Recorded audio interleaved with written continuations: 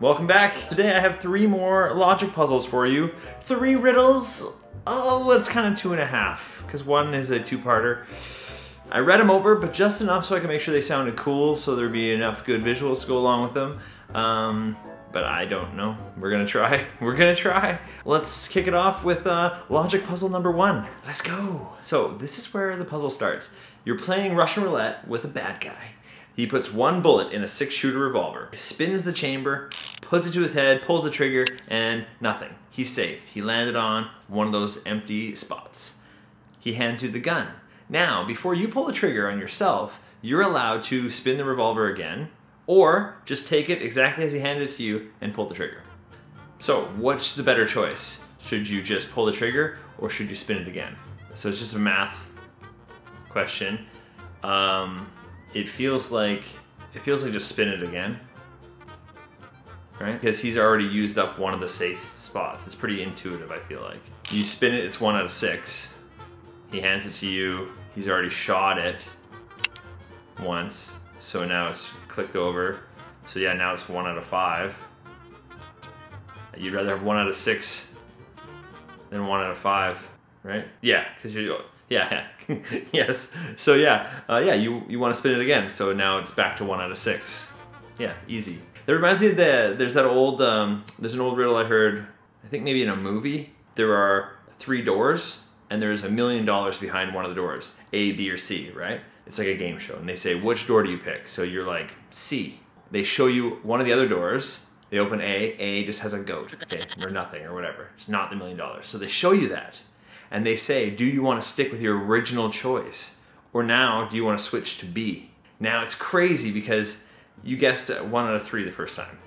So now that they give you the opportunity to switch, you're supposed to switch, because now knowing that A is out of the picture, if you switch to B, it actually goes to 1 out of 2. It's like a 50% chance now by switching. If you stay with C, because you made that choice before you knew and there were still 3 options, that probability is still 33%, 33.33, whatever. It's still 1/3. Even though it seems stupid, it seems like, well, they already showed us A, now it's 50-50. It isn't 50-50 if you don't switch, because that's not when you made that choice. It's like a logical leap. That math is a logical, like, ugh. Much simpler in this revolver thing. It's really easy to see why you'd want to spin again. But nevertheless, very cool, and remind me of that. So yeah, revolver 1, spin again, you're good. There's part 2 to this revolver, okay? Here's part 2, and this is where I think it's gonna get hard because they add another bullet. Now let's see if we can figure this out. This one is, they put, the bad guy puts 2 bullets, and they're consecutive. That was important when I read that, consecutive. So 1 next to each other in the chamber, right? 2 bullets, boom, boom, and then spins the chamber, puts it to his head, pulls the trigger, nothing, and hands you the revolver. Same question. You can just take it and pull the trigger on yourself, or you can spin it again. Now, this one feels the same to me, you know? Like, it's 2 out of 6 odds you're gonna get the bullet, which you don't want. And if he pulls the trigger and it's empty and hands it to you, that it feels like you'd want to spin again, because there's still 3 empty spots. So now it seems like it's a 2 out of 5 odds that there's a bullet coming next.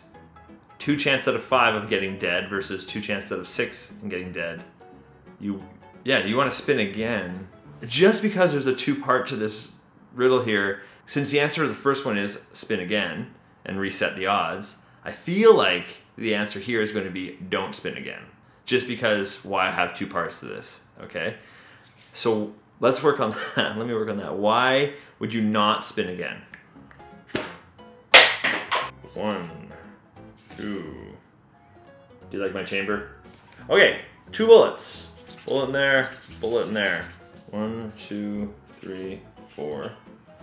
If he was on slot 1 when it's shot, the next one would be 2. I'm good. If he was on 2 when it's shot, the next one would be 3. I'm good. If he was on 3 when he shot, the next one would be 4. I'm good. If he was on 4 when he shot, the next one would be 5. I'm dead. And it couldn't have been starting on 5 because he would have been dead. And it couldn't have been starting on 6 because he would have been dead.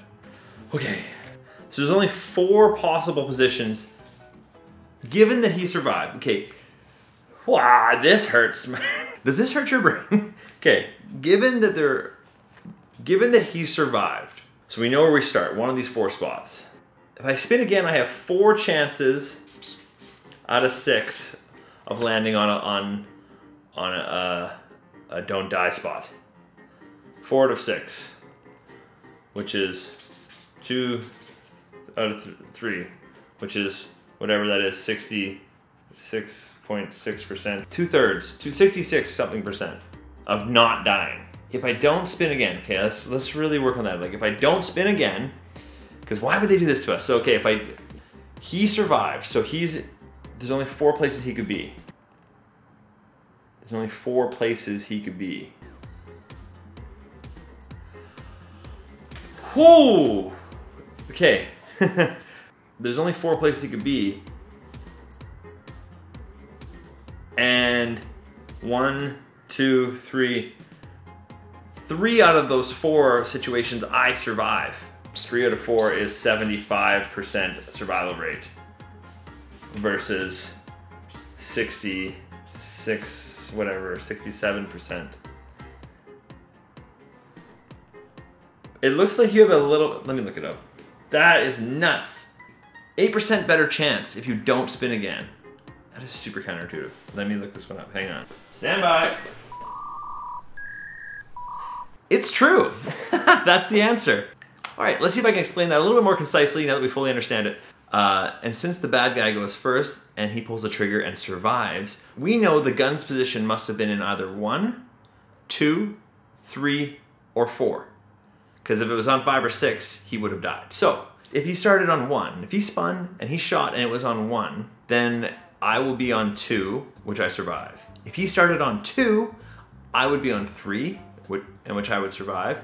If he started on 3, I would be on 4, which I survive. If he starts on 4, then I would be on 5, which I would die. Those are the only 4 possible options. And 3 of those, I live. So 3 out of 4 chance of survival. Whereas, if I spin it again, I reset the odds completely, where I have 4 open slots and 2 that could kill me, which is 4 out of 6, which is 2 over 3, which is 66.7%. That is so cool. Whoa. If someone just asked me that without the first part, I don't think I ever would have got it. Because the only reason I even started working on the idea that you didn't want to spin it was because it's a 2-parter. And in the first part, you want to spin it. So why would they even ask you the second part if it was the same answer? So if someone just asked me that with 2 bullets, I would have got this wrong because I wouldn't have kept thinking about it. That's damn cool. I like that one. Do you like that one? Like it if you like that one or something. That's cool. Moving on. This one's a bit similar to one of the ones we did last time, but it was so fun. I want to try it again. I hope it's not too similar, but we'll find out. Here we go. This one's a long one. I did not memorize it. Let me read it to you. 4 people. Alex, Brooke, Chris, and Dusty. A, B, C, D. I love how they do that. All right, Alex, Brooke, Chris, and Dusty want to cross a river in a boat that can only carry 100 kilograms. We're dealing in kilograms here. Buckle up, Americans. All right, it can only carry 100 kilograms. Alex weighs 90 kilograms, Brooke weighs 80 kilograms, Chris weighs 60 kilograms, and Dusty weighs 40 kilograms. Dusty is a pretty small dude. So we got A 90, B 80, C 60, D 40. Let's jot those down. And they have 20 kilograms of supplies. How can they get across using this boat that can only carry 100 kilograms? Straight to the notepad on this one, I think. Riverbank, riverbank, sexy river, 100 kg max. Oh, the SS, please don't sink. So somebody always has to be coming back, obviously. A's gonna have to travel by himself. Everybody else, B can go with supplies, C and D can go together. All right, let's try and get the most amount of people over to start. So C and D go across. That's 100, they get across. C gets out, D comes back, hands the boat over to B. B takes the supplies, so B and the supplies, they go over, hands the boat off to C. C comes back, gives the boat to A. A goes over, B, C. Oh no, that's not gonna work. B goes over with the supplies, drops off the supplies. Supplies are safe. B comes back, gives the boat to C and D. They go over. D gets out. C comes back, gives the boat to A. A goes back over, gives the boat to D. D comes back, gives the boat to B. B goes back. And now every time, this doesn't make any sense. This is why I love these things, because like, literally it feels like this isn't possible. We did one similar. We talked about the farmer one where you can't leave the dog and the cat and the mouse on the one side all together, and then we did the one about crossing the bridge with the torch last week, which was a lot of fun. So I understand the concept of having to shuttle back and forth when there's like a max weight or a certain whatever, but this just doesn't seem possible. Okay, C and D go across. C gets out. D comes back. A gets in. C, I can't remember what I said. C comes back. B goes over. Oh.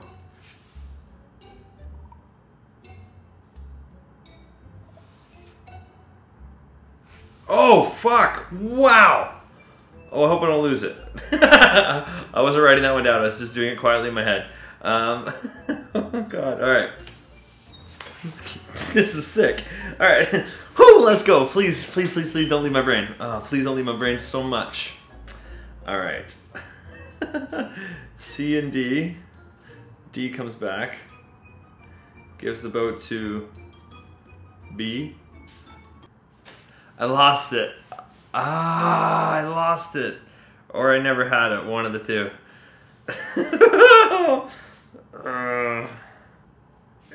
B comes back. Gives it to A. A goes over. Gives it to those two. They both come back again. Give it to... Oh, they don't both come back. He comes back, gives it to B in the supplies, and then those both two go home. I did it, and I kind of wrote it down. Here we go. Ho, ho, ho, ho. Whoa. A, B, C, D. Okay, wow. Here we go. Let me break that down. Sorry, I don't know how this edited. I was a bit quiet on this one because it was really a brain bender. Okay, check this out. So, what I got here... Freaking battery died. Okay, this is how it goes. We have a boat that can only carry 100 kilograms. I'm gonna stop saying kilograms, I'm just gonna say the numbers. So we know all the numbers, they're up on the screen. What we're gonna do, we're all starting on one side, A, B, C, and D, and 20 kilograms of supplies. So, C and D are gonna cross because they weigh exactly 100.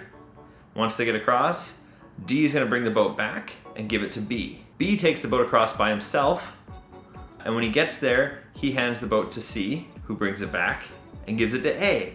A is also gonna cross by himself to stay under 100. When A gets over, this is where it gets interesting, and where my brain had to stop a little bit. A gives the boat to B, and B's coming back, and C and D both get back in the boat, just like they did at the beginning, and they both cross. So now we're in a position where it's B and the supplies on one side, and A, C, and D on the other. So now it gets pretty simple, and that was the part I never brought B back before earlier, but now it makes a lot of sense. So C just drops off D, or vice versa, and C comes back, and B and the supplies go together, because that's exactly 100. They cross, and then D or C, whoever was left over there, takes the boat back, picks up their friend, and brings it back across.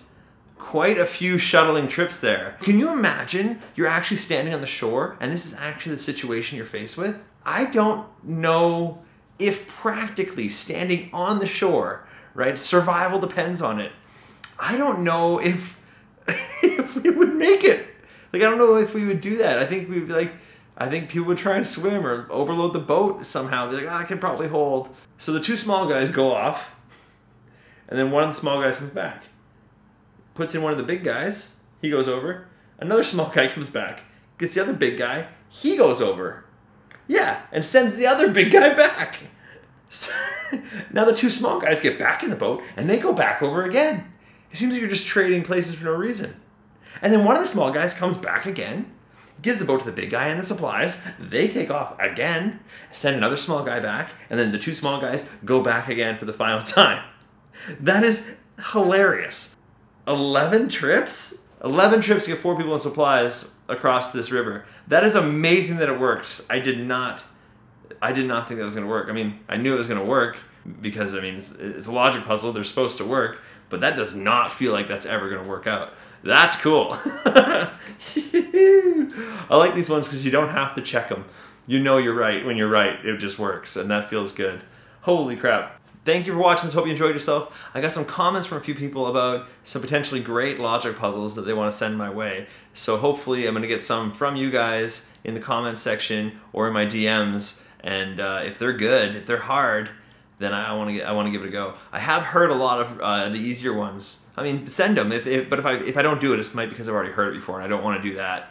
But I really like the idea of trying to solve these in real time. I mean, I already went through, so yeah, this took me 40 minutes today to solve 2.5 of these things. So they're, you know, they seem to, a good one seems to take me like 20-ish minutes to figure out of just non-stop racking my brain. So this is super fun. I love doing this, so hopefully you guys are enjoying it. Off to edit this thing, because that takes a long part with all these little graphics and my limited ability of video editing. So enjoy, like it, subscribe, share it, something. See you on the next one.